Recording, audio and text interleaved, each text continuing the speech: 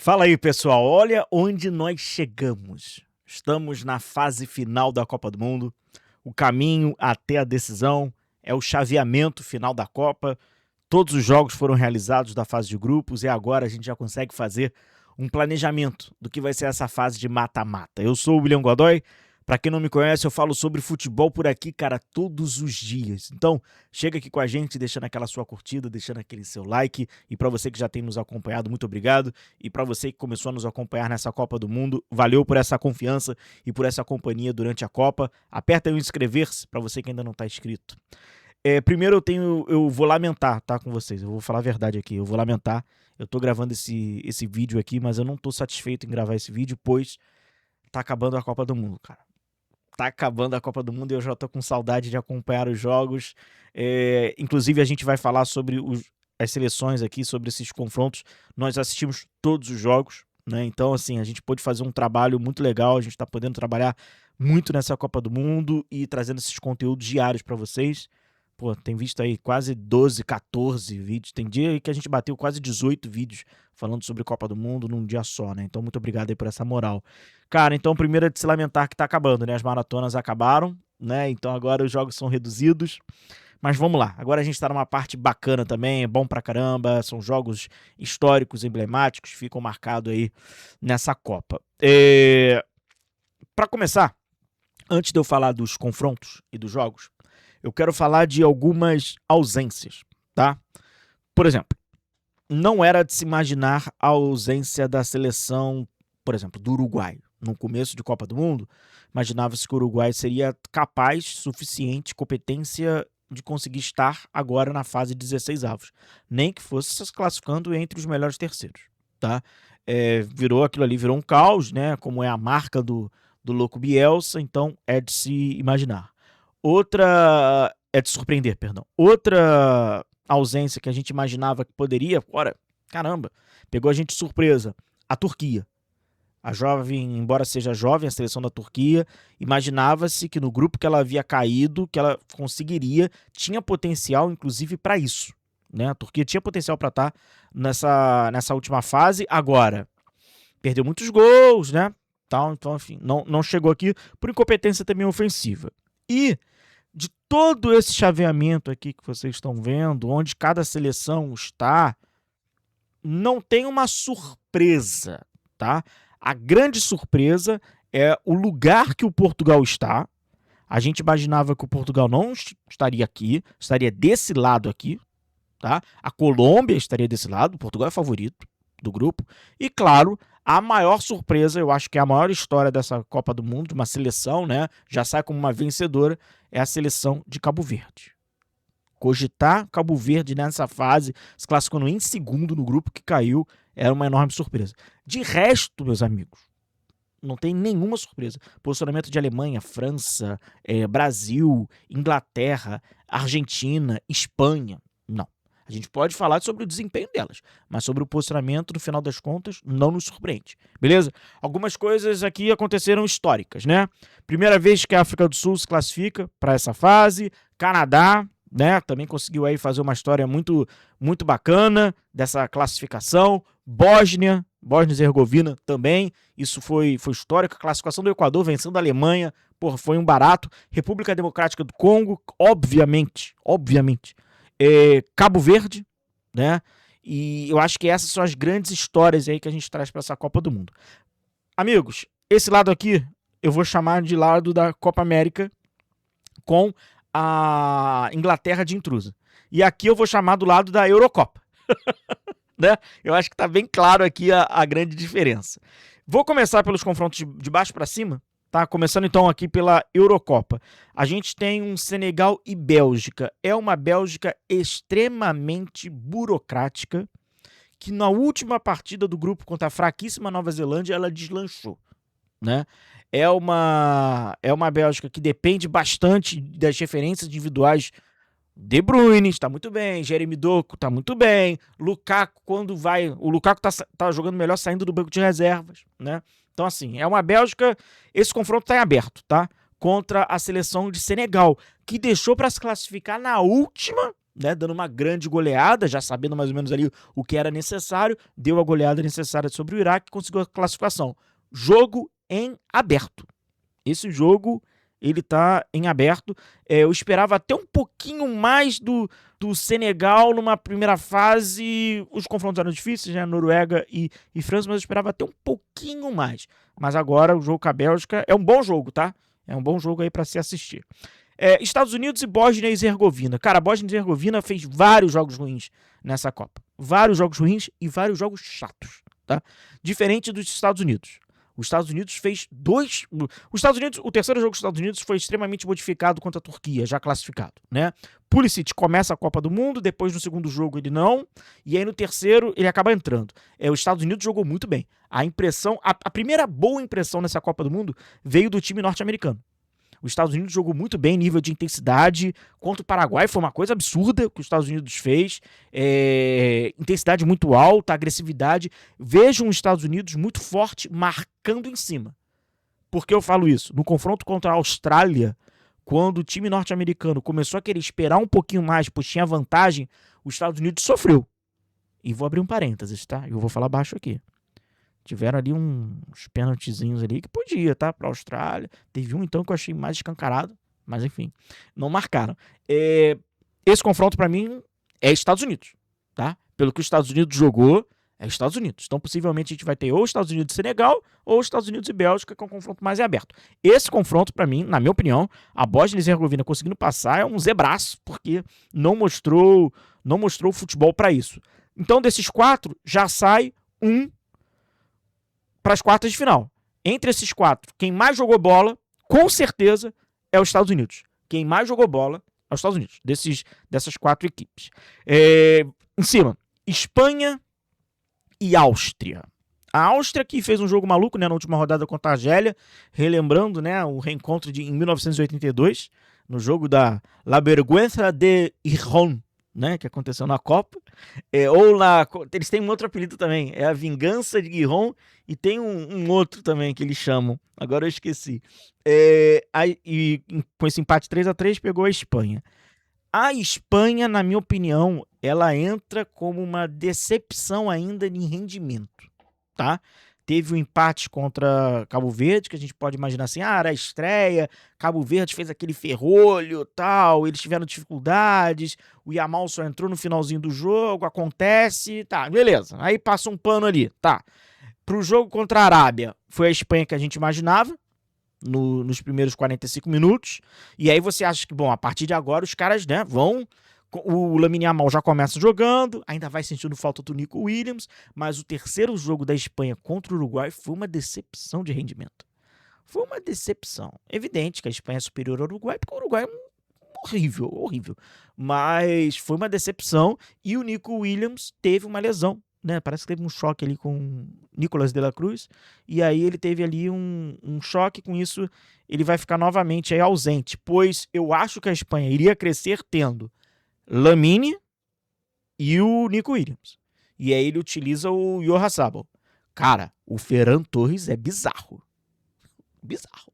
Ele joga pelo lado, joga mal, joga na frente, joga mal. O meio de campo tá encaixando ali, né? Rodri. Aí, pô, a gente já sabe da qualidade que tem o Pedri. Substituição que teve do Dani Olmo entrando. Mas a gente sabe que a espinha dorsal, né? O Fabian Ruiz tem entrado também com frequência e tal. Na linha defensiva, o Cucurella, ele é muito importante para dar aquela amplitude pelo lado esquerdo, uma vez que não tenha o Nico Williams. Mas, de qualquer forma, o rendimento da Espanha tá abaixo. Ainda tem potencial, óbvio, mas ainda não. Importante, só um parênteses, esqueci de combinar com vocês. A gente vai analisar as seleções pelo que a gente viu nesses 3 jogos, claro, tendo conhecimento sobre a preparação delas, mas principalmente do que a gente viu, né, mais recentemente. Tá? Não adianta a gente, mas há um ano atrás, tá? Vamos trazer algo bem factual, bem recente, beleza? Então, Espanha favorita, óbvio, né? Esse time da Áustria, vamos lá. A Áustria fez um bom segundo tempo contra a Espanha, contra a Espanha. O jogo da Jordânia foi um jogo da madruga, que foi um jogo legal de se ver. Foi um jogo legal de se ver, da Áustria com a Jordânia. Eu fiquei meio medo desse jogo. Foi um jogo de 1 da manhã, mas esse jogo foi bem legal. Então a galera da tropa da madruga que acompanhou com a gente, foi muito bom esse jogo. E Arnautovic, né, ele vai entrando sempre ali no segundo tempo e tal, mas eu acho que o Sabitzer, né, um dos principais jogadores ali da equipe da Áustria, então eu acho que a Áustria é a classificação em segundo no grupo, acho que tá de bom tamanho, mas eu acho que agora a Espanha é bem, bem favorita. Portugal e Croácia.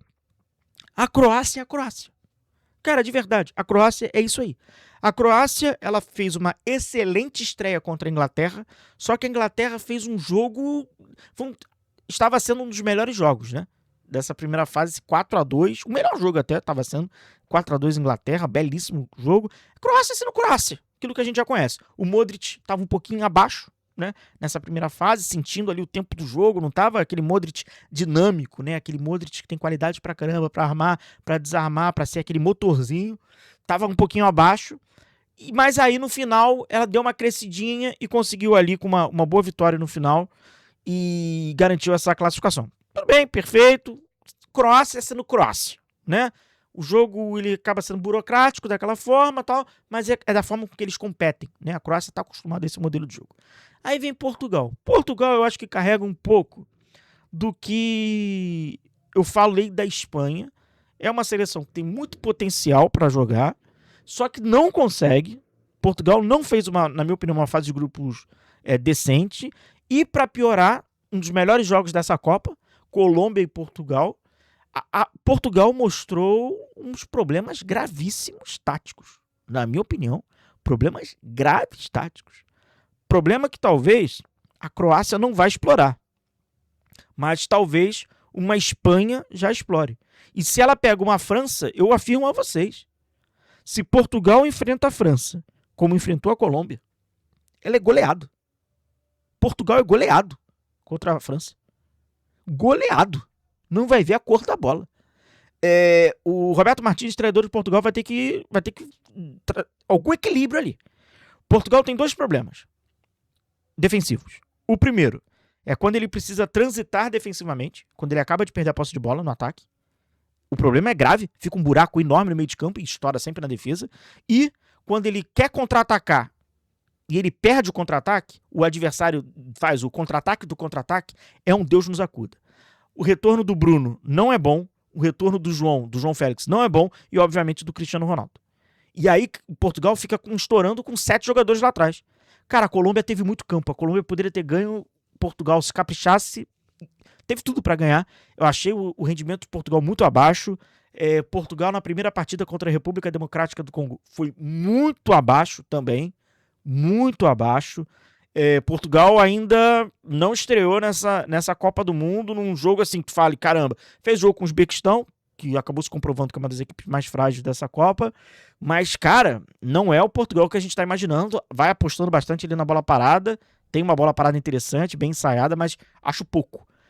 Desse quarteto aí, né, possivelmente a gente vai ver o jogo entre Portugal e Espanha, creio, e aí, cara, alguém vai ter que despertar. O jogo tá aberto, tá? Pois a Espanha não demonstrou ainda para que veio, tampouco Portugal, sendo que Portugal mostra problemas graves defensivos. Em cima, Holanda e Marrocos.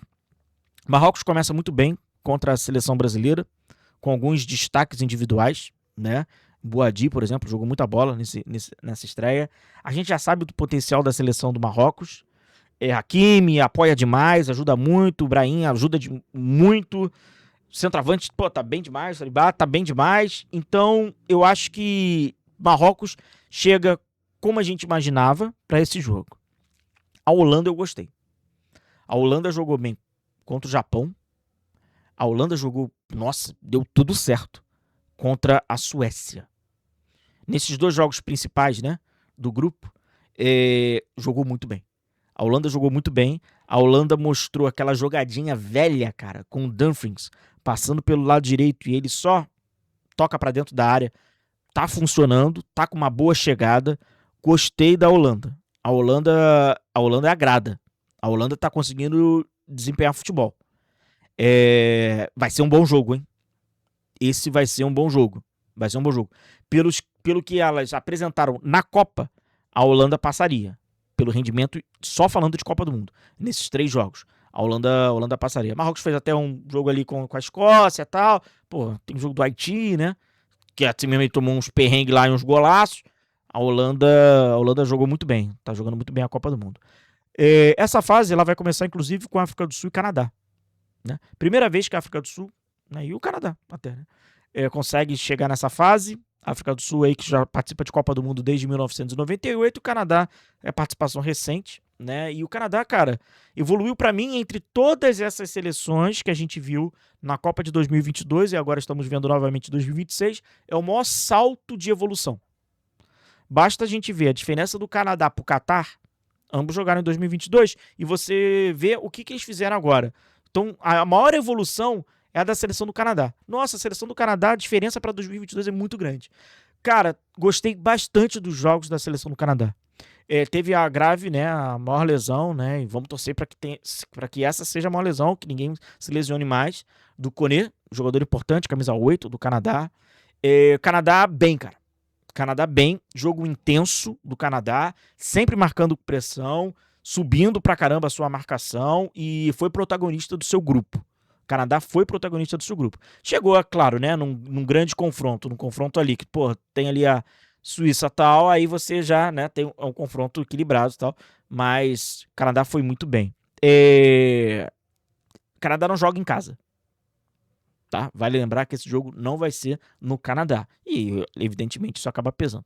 A África do Sul, cara, ela conseguiu uma classificação, foi assim, algo histórico, heróico a classificação, mas de futebol não dava para se imaginar, não. A África do Sul fez um dos piores jogos dessa Copa do Mundo, que foi contra a República Tcheca. Esse jogo foi horroroso. Felizmente a República Tcheca não passou. A República Tcheca era um dos times mais odiosos para se ver nessa Copa do Mundo. Nossa, era horrível. Era cabeça ou bola o tempo todo, só bola aérea. A África do Sul achou um pênalti no final, um chute despretensioso de fora da área. Bateu lá na mão do cara, marcaram um pênalti e a África do Sul conseguiu tirar um empate. E aí no Clássico do Sul, contra a Coreia do Sul, aí eu acho que a África do Sul fez até um melhor jogo. Foi a estreante, né? Tudo começou com o México e a África do Sul. A África, nossa, muito desorganizada. Quando o México apertou, ele conseguiu construir o placar. República Tcheca, a África do Sul foi muito mal. E aí no Clássico do Sul eles foram melhores. Eles foram melhores, conseguiram essa classificação. Por causa desse jogo até. Mas por bola jogada é o Canadá, né? A dúvida fica entre, embora o Canadá seja um dos anfitriões, não vai jogar em casa, né? Mas dentro de uma normalidade, com certeza o Canadá. E aí a gente tá falando, né, aquela chave mais em cima ali, que fala tem dois gigantes ali, né? Tem a Alemanha, tem a França, né? Aqui a promessa de um grande jogo de oitavas de final. As duas, obviamente, são favoritas. Começando pela ordem ali de França e Suécia. A Suécia me agradou, tá? Eu acho que a Suécia, eu esperava menos, tá? Eu esperava menos da Suécia, aí eu falo pela eliminatória, né? Mas a Suécia me agradou, ela fez bons jogos. Agora sim, ela sofreu bastante para a Holanda, né? Foi um jogo muito difícil com a Holanda. Com o Japão, foi um jogo interessante para se ver. Suécia e Japão. A Suécia tem a dupla de ataque, né? E aí fica muito... aposta demais ali no Isaac e no Gyökeres. Agora o Ayari, muito bom jogador, hein, cara? Muito bom jogador o Ayari, hein? É um dos destaques individuais aí dessa Suécia. Cara, a França. A França é uma capacidade, um repertório ofensivo que nenhuma seleção que a gente analisou até agora é capaz de oferecer igual. A França a França joga uma outra parada. A França, eu acho até que a França tem que hoje se preocupar um pouquinho mais com o equilíbrio defensivo, porque o ofensivo ela tem o suficiente. O negócio agora é defensivo. Cara, a França, os caras flutuam lá na frente, né? Dembélé, Mbappé. Dembélé, pô, disputando artilharia com o Mbappé. Aí tem o Olise tá jogando por dentro, né, rapaziada? Como é que a França tá jogando? Désiré Doué tá de um lado. O Olise começou de um lado e já foi pro meio. A partir do segundo tempo, da estreia da França, já fez esse movimento, né? Então agora tá com o Désiré Doué, Dembélé, Mbappé na frente e o Olise, né, no meio. Repertório enorme, né? E aí o Dembélé finalizando, fazendo hat-trick, porra, Mbappé. Então, enfim, o repertório, a qualidade, o potencial desse time, nenhuma outra seleção que a gente passou até agora tem ofensivamente. A questão é defensiva, encontrar um equilíbrio maior. No jogo contra a Noruega, até, se tivesse o Haaland, certamente sairia mais gols ali. A França já estava num modo um pouquinho mais recreativo, mas de qualquer maneira, defensivamente estava sofrendo, né? A capacidade ofensiva é incomparável. Paraguai e Alemanha. Cara, o Paraguai fez um dos piores jogos dessa Copa do Mundo. Porra, se você assistiu, irmão, na madrugada, Paraguai e Austrália, você vai entender o que eu tô falando. Foi um jogo horroroso de se ver. Horroroso porque o Paraguai não queria... o Paraguai queria se classificar, mas ele não estava almejando mais nada. Ah, não, peraí, quem eu posso evitar? Não, ele só queria classificar de qualquer maneira. Começou mal pra caramba contra os Estados Unidos. Na verdade, eu nem imaginava que o Paraguai ia se classificar, mas aí ele foi se ajeitando e na última, ele com um empatezinho era o suficiente. Aí ele teve esse empate em 0-0 com a Austrália, tá classificado. Cara, o Paraguai não é do Almiron, o Paraguai é do Enciso. E aí ele vai lá, toca a bola lá pra ele vai lá embora, tal. O Maurício tem entrado no segundo tempo. Cara, o Paraguai é bem limitado, é um jogo bem mais bruto, um jogo rústico. Assim, a princípio a Alemanha passa, né? Só que a Alemanha vem de uma impressão muito ruim contra o Equador. Só que eu considero o Equador muito mais time, com muito mais capacidade de jogo do que o Paraguai. O jogo pro Paraguai aí contra a Alemanha vai ser tentar levar para prorrogação e para pênalti, né? O repertório ofensivo é muito fraco dos paraguaios. A Alemanha. Cara, a Alemanha ela começa contra o Curaçao e ela faz aquilo que tinha que ser feito. O que tinha que ser feito ali? Fala uma goleada. Ela fez a goleada. Tomou um gol. Aí tu já liga um alerta. Né? Pô, tu vai tomar um gol ali, tu já liga um alerta porque não é normal. Costa do Marfim. A Costa do Marfim poderia ter ganho a Alemanha. O que faltou pra Costa do Marfim, na minha opinião, era um capricho na finalização. E aí a Alemanha colocou um Davi, que ele é reserva, né, do time. Cara, aquele Leroy Sané, é que a última atuação dele contra o Equador foi melhor, mas tá péssimo. Ele joga com Havertz, Musiala, Wirtz, o Leroy Sané. O Leroy Sané é terrível. Aí ele tem colocado um Davi, joga na frente, aí ele tira normalmente o Musiala, coloca o Havertz para construir o jogo, ou o Nagelsmann coloca o Havertz mais pelo lado. Cara, a Alemanha sofreu gol nos 3 jogos. Poderia ter perdido para a Costa do Marfim. E aí, pro jogo contra o Equador, a Alemanha perde o Schlotterbeck, que é um zagueiro importante. O Schlotterbeck, ele é um jogador importante. Aí começa ali com Rudiger e Jonathan Tah. E Neuer tá sofrendo gol todo jogo. Para esse confronto, eu acho que vai dar Alemanha contra o Paraguai. E eu já planejo uma oitava de final gigantesca entre Alemanha e França. É o primeiro grande jogo dessa Copa do Mundo quando a gente fala de seleções pesadas. Seria esse, né? Um confronto que a gente já estava planejando que poderia vir a acontecer.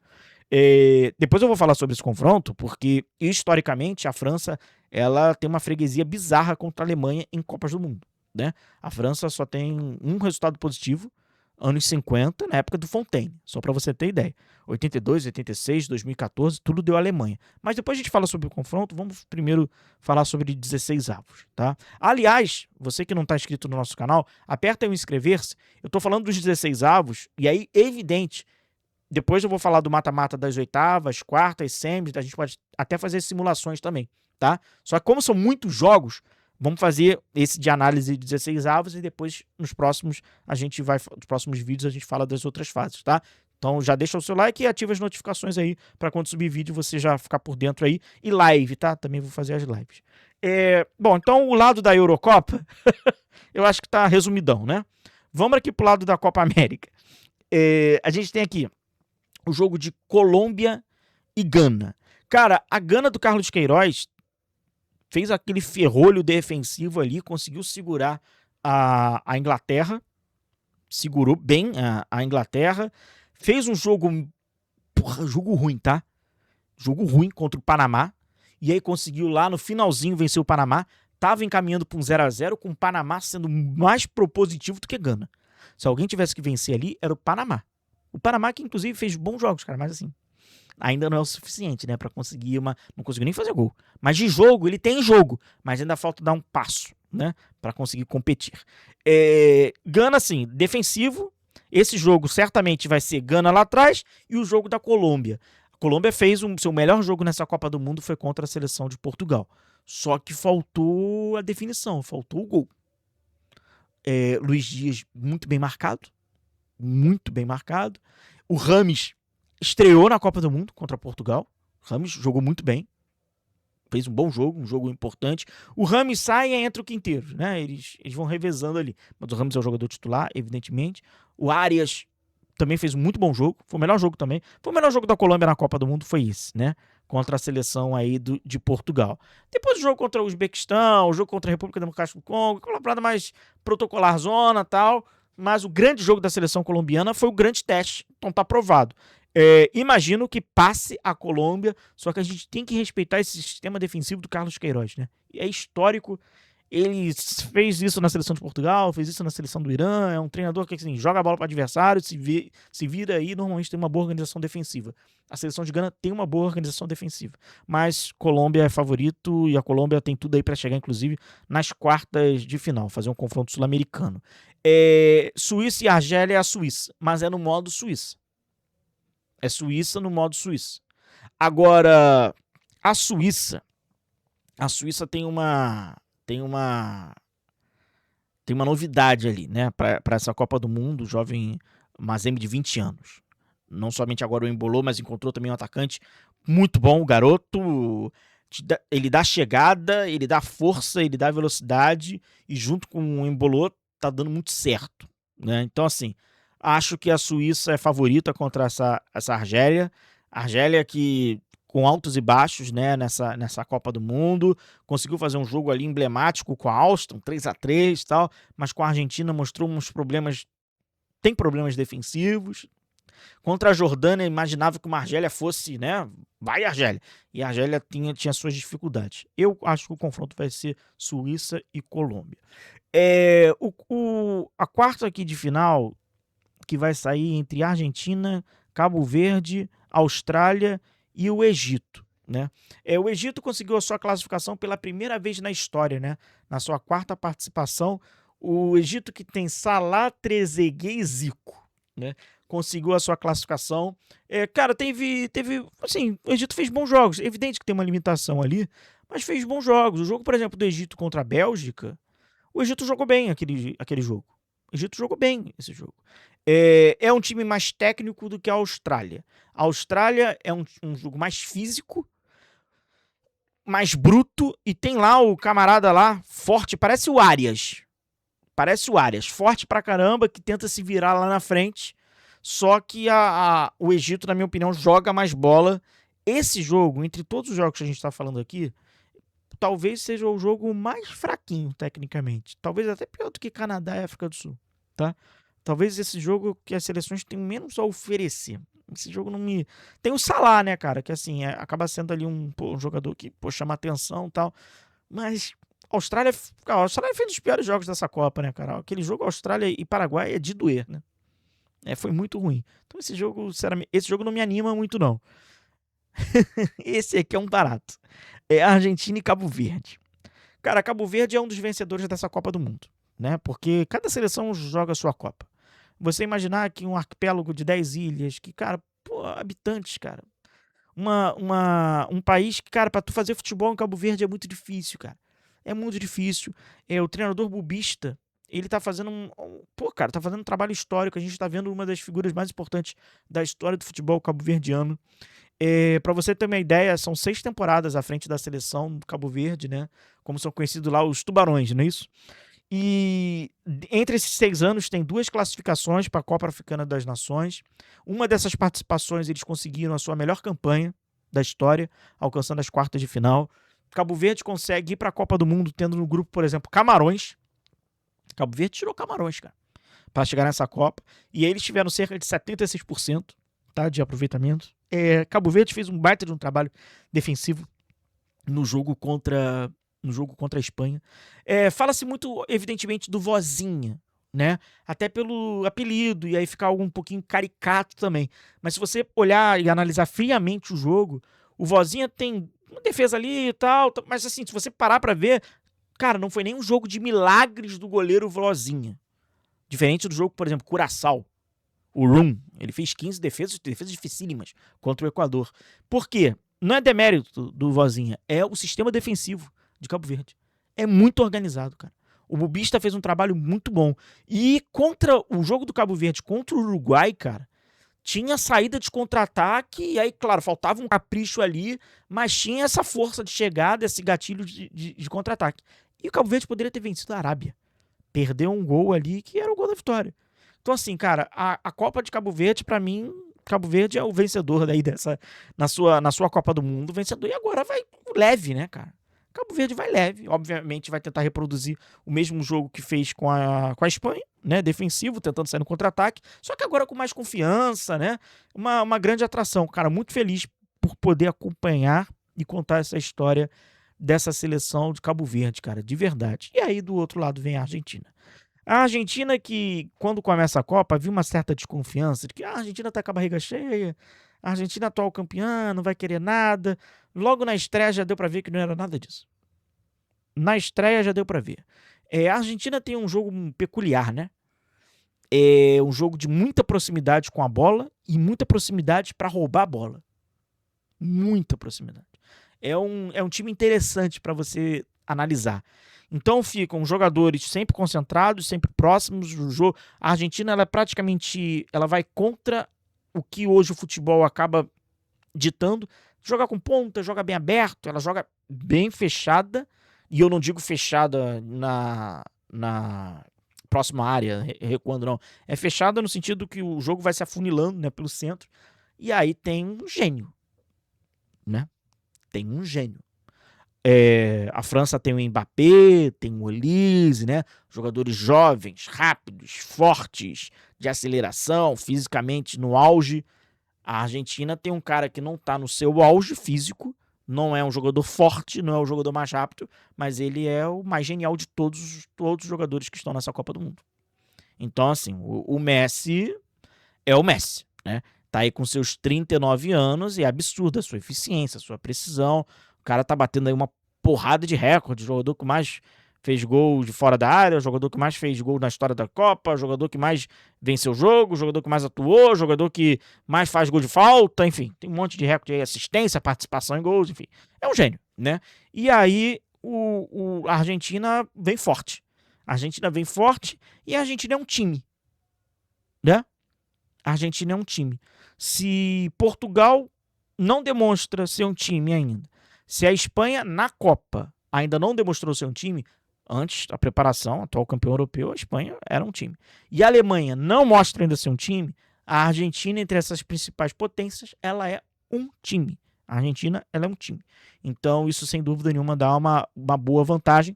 O caminho não me parece ser dos mais complicados. A gente pode ter um interessantíssimo jogo entre Colômbia e Argentina, fazendo ali a reedição da final da Copa América.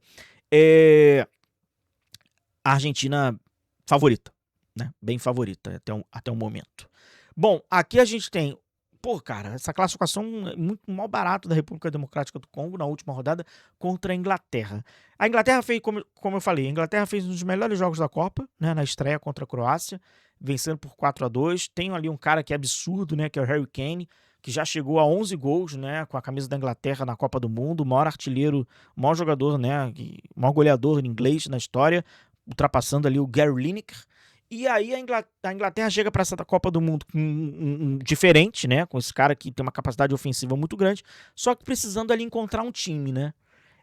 Tem uma forma de se jogar que a gente vê, né? Rashford joga aberto, Gordon às vezes joga um pouquinho mais aberto, Mandueke joga um pouquinho mais aberto, mas a gente não tá vendo ainda aquela Inglaterra que eu acho que a Inglaterra ela pode crescer na competição, ter um jogo um pouquinho mais instável e se tornar uma candidata mais forte. Ela tem potencial para isso. A Inglaterra fez um bom jogo contra a Croácia, fez um jogo contra a Gana com dificuldades. Tinha bola, tal, mas tinha dificuldade. E com o Panamá, com toda a fragilidade do Panamá, ficou um tempão no 0-0, aí depois o negócio andou. Tem potencial, mas eu ainda acho que ainda não alcançou a Inglaterra. A Inglaterra, ela tá na média. A Inglaterra, a verdade é essa, ela tá na média da Copa do Mundo. Tem uma seleção ou outra que tá acima, né? A Argentina, por exemplo, está acima coletivamente, a França está acima, mas ela está na média. Também nada para se preocupar, caramba. Ela deve passar por esse confronto de 16 avos, certamente. México e Equador. É um jogo interessante. O México, embora tenha conseguido aí os 100% de aproveitamento e tal, o México ele também tem os seus problemas, né? O México, para vencer a Coreia do Sul. O México venceu a Coreia do Sul, mas ele poderia ter perdido com a mesma simplicidade. O goleiro da Coreia do Sul acabou falhando e tal. O Quinheiros começou muito bem. Começou muito bem ali o Quinheiros. E aí o Quinteiros, perdão. E aí tem ali o Raul Jiménez, né? Que joga mais à frente, esse atacante e tal. Cara, eu acho o seguinte. Quinones. Eu tava com o nome do cara aqui, esqueci, Quinones. Eu acho que o jogo do México, ele é um jogo mais pragmático do que o Equador. O Equador, ele tem mais jogo do que o México, coletivamente. O problema do Equador é para fazer gol. O Equador, para fazer gol, o Ener Valencia, para fazer gol é complicado. Aí tem um companheiro lá que é o Gonçalo Plata, né, jogando no Flamengo. A gente que acompanha o futebol brasileiro, a gente sabe também a dificuldade. E embora ele tenha feito o gol da Alemanha, mas para fazer gol é difícil. O Equador tem muita dificuldade para fazer gol, mas tem um meio-campista que eu acho muito bom de bola, que é o Caicedo. A partida que ele fez contra a Alemanha. Então, assim, o Equador chega com moral. São duas seleções que chegam com moral, né? México, anfitrião, jogando em casa, aí aquele da torcida, vambora. Com certeza isso é um fator importante. E o Equador, pela vitória que teve sobre a Alemanha, classificação na última rodada, eu considero o jogo interessante e, na minha opinião, jogo aberto. Jogo interessante / jogo aberto, tá? Muito interessante. Ah, tá. E aí, dessa chave, quartas de final, Inglaterra, né? Eu vou colocar o México por ser o anfitrião ali, mas pode ser o Equador também, tem a mesma capacidade, tá bom? E aí vem que é o ali do Brasil, né? As quartas do Brasil. Jogo muito interessante entre Noruega e Costa do Marfim, rapaziada. Muito interessante. A Costa do Marfim do Diomandé, né? Cara, a Costa do Marfim joga bem, a Costa do Marfim é organizada, a Costa do Marfim tem malícia, no bom sentido, no jogo, sabe fazer jogo pegado, se também for necessário. Gosto do jogo da Costa do Marfim, acho que a Costa do Marfim fez jogos pegados de seleção competitiva. Não parece ser boba, não. E aí tem a Noruega. A Noruega é muito organizada, hein? A Noruega é muito organizada, tem ali o Odegaard, tem o Haaland, um Sorloth que joga um pouco mais aberto. É engraçado, né? O cara com 1,95m, 1,96m, jogando um pouco mais aberto e tal. Capacidade ofensiva da Noruega é bom. Esse é um bom jogo. O apontamento do favoritismo da Noruega, eu acho que ele se dá muito pelo Haaland e também se dá pelas eliminatórias. Se a gente olhar somente Copa do Mundo, cara, é um jogo maneiro pra caramba. Esse aí é um grande jogo, cara. Esse é um grande jogo. Se tiver oportunidade para você acompanhar, assista Costa do Marfim e Noruega, pois é uma promessa de um grande jogo, cara. Um dos jogos talvez mais equilibrados aí, porque as duas têm capacidade e são estilos diferentes. Eu acho que vai ser muito legal. Eu vou colocar assim como capa Diomandé contra Haaland, né? São os figurões ali das seleções, mas o jogo tem recurso. As duas seleções acho bem interessante e fizeram bons jogos pela essa Copa do Mundo. O último jogo da Noruega contra a França, eu acho que a gente não... Ele passa a ser um pouquinho irrelevante, porque não é a equipe principal, e aí já muda, o caráter já muda demais, né, da partida. Embora teve chance, perdeu o pênalti e tal. E aí a gente tem Japão e finalmente aí a seleção brasileira, o Brasil. Vamos começar pelo Japão. Mesma coisa. O Japão fez um muito bom jogo contra a Holanda. Muito bom. O Japão mostra organização de jogo, repertório ofensivo muito interessante. Consegue jogar esperando um pouquinho mais do adversário e consegue ser um pouquinho mais propositivo. O Japão tem jogo. O Japão tem recurso de jogo. O que eu acho que acontece com a seleção do Japão é o seguinte. Perdeu o cubo durante... né, na estreia, já ficou fora no segundo, no terceiro jogo, possivelmente vai enfrentar o Brasil. Quando você perde o cubo, você perde uma capacidade de criação. Então, assim, o Japão empobreceu um pouquinho mais o seu jogo, tem que concentrar muito o jogo pelo Nakamura, no lado esquerdo, camisa 13, né, aquele que joga meia arriada.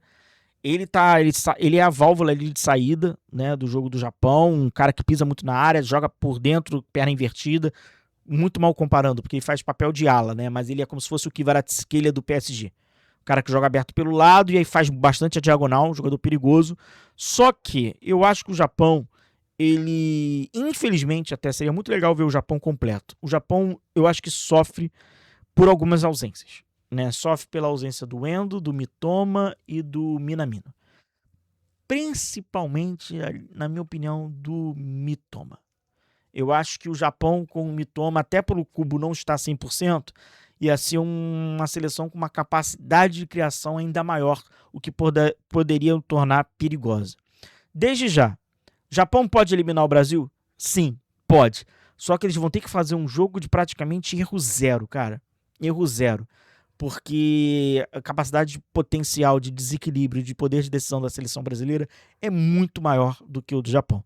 Eu considero esse jogo da seguinte forma. Eu acho que o Japão, como time, organização de um time, um trabalho, ele é melhor do que o Brasil, como um time, né? Ele se entende mais.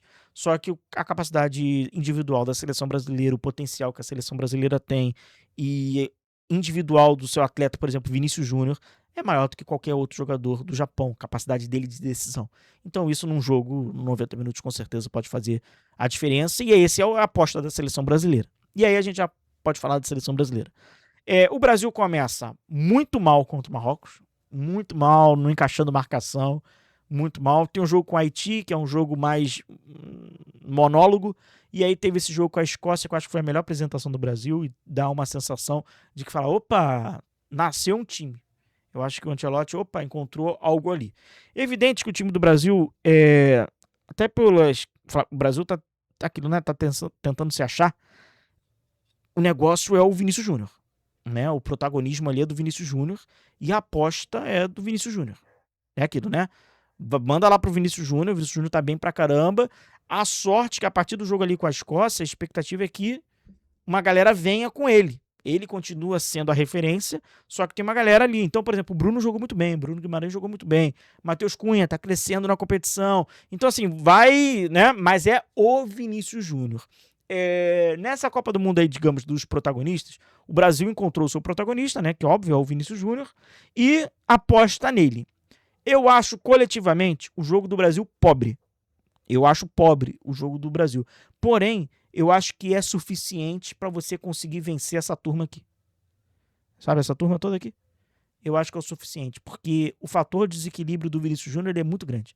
Ele é um jogador muito rápido, muito veloz, muito explosivo, de 1 contra 1, tá voando, tá com confiança, e o Ancelotti, se quiser dar bola para o adversário para jogar no contra-ataque, ele vai jogar. Então, assim, eu acho a seleção brasileira perigosa. Eu acho que a seleção brasileira, ela não tem o potencial individual ofensivo que a França tem. A França tem mais capacidade. No Brasil concentra-se muito mais no Vinícius Júnior. A Argentina tem mais time do que o Brasil. E tem um cara como o Messi, que é uma outra categoria de Vinícius, nem se compara, é uma outra categoria. Só que o Brasil tem um cara que é capaz de desequilibrar os jogos pela sua força física, pela sua técnica, pelo seu 1 contra 1. Faz o Brasil ser competitivo e, na minha opinião, ele passa por todos esses 4 que estão aqui nessa fase, enfrentando possivelmente uma Inglaterra nas quartas de final. A tendência, pelo que a gente viu na Copa do Mundo, Brasil e Inglaterra, Argentina e Colômbia, Holanda e o vencedor de França e Alemanha, eu vou deixar em aberto porque depois eu quero falar sobre esse confronto e o peso que esse clássico tem, e aqui embaixo ser Estados Unidos e quem se encontrar primeiro, Portugal ou Espanha, e se nenhum deles se encontrar, a Croácia belisca, mas só que eu acho que por potencial até a Espanha como um todo, como um time, mas aí a gente vai ter que ver. Bom, eu vou encerrar o nosso vídeo por aqui. Quero agradecer a vocês aí demais pela participação, por estar aqui com a gente. Deixa o seu like, deixa os seus palpites também, cara. Escreve esses palpites, vou passar nos comentários da galera. Vou ver aí a participação de todos, tá bom? Começa então a fase de mata-mata, infelizmente, porque é sinal que a Copa tá terminando. Deixa seu like, deixa sua curtida, se inscreva, mande aí os comentários, mande seus palpites e tamo junto nessa.